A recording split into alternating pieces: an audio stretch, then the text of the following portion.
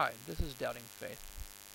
I by no means am perfect, but I've put together this little thing for the reason for sin. Attending church, one eventually hears the topic of sin.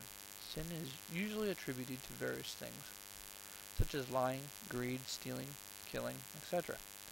Yet much like a doctor's office, they typically only provide solutions to fix the symptoms, never really taking care of the root problem. So we ask for God's forgiveness and close our eyes to the root problem. With this solution, we seem good for the time being, but soon slip back into a life of sin. Unfortunately, until the root problem is understood, the situation will not get better, and our lives will continue to be in a repeating pattern. I've heard that traveling the world, one can see a difference between affluent and poor people. The poor people always seem to be smiling and content with what little they have and appreciating the simple things in life. There is little to worry about when one has nothing. Yet affluent people, on the other hand, often concerned and worried about what the future will bring. With wealth brings great responsibility and the fear of loss. In one of the richest nations, the United States, people are in a continual state of consumption and personal achievement, never having enough. This lifestyle can often breed greed, lying, cheating, stealing, envy, lust, along with many other sinful ways. The Bible gives us guidance on how we should live. If we look carefully enough, we'll even find the root problem to all sin, which will aid us in living a Christ-like life. A rich man once approached Jesus and asked how he might attain eternal life. Jesus told him to obey the 10 Commandments. Having kept all the commandments, the man wondered what he still lacked. Jesus told him that in order to be perfect, the man would have to sell his possessions and give to the poor. After that, he could follow Christ. When the young man heard this, he went away sad because he was very wealthy. Jesus then said, "I tell you the truth, it is hard for a rich man to enter the kingdom of heaven." Matthew 19:16-24. This wasn't necessarily about money. It was more about living a selfless life. God's ways are higher than mankind's. God created this world not for his benefit, but for our benefit. God's ways are selfless in nature.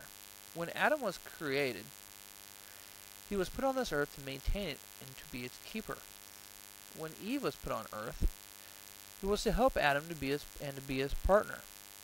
We were created with the original intent of living selfless lives. But then our human nature took effect. Adam and Eve wanted to acquire knowledge and be like God, thus eating of the fruit. Many people would say that the sin was disobeying God and not following God's orders. Yet if we look at the situation carefully, the reason for the disobedience was for the pursuit of personal gain, a self-centered act, thus detaching us from God's intent and purposes. God's purpose for us is to live a life of selflessness. Being self-centered is a root of all sins. Let's handle the first objection. What if someone commits a selfless sin, such as killing on someone else's behalf? I believe that God would see the overall good in the matter of a selfless act. For example, Moses killed an Egyptian who was beating a Hebrew. Obviously, Moses was forgiven and later used by God. And he wasn't doing something for his own motive, he was doing it for the protection of another person. Yet it's hard to imagine anyone killing anybody without some motive. Jesus obviously doesn't condone killing, while giving a selfless example of turning the other cheek, and loving your enemies, and praying for those that persecute you. Jesus had been questioned in regards to which of the commandments was the greatest. Jesus first answered, "Love the Lord your God with all your heart, your mind, and your soul." And next, "Love your neighbor as you love yourself." Matthew 22:39. The only way that this is possible is to live a selfless life, a life of selflessness. Jesus, in his very nature, was the perfect example of one who lived a selfless lifestyle. An example that we should strive to follow. Note Romans 8:5. Those who live according to the sinful nature have their minds set on what nature desires. But those who live in accordance with the Spirit have their minds set on spiritual desires.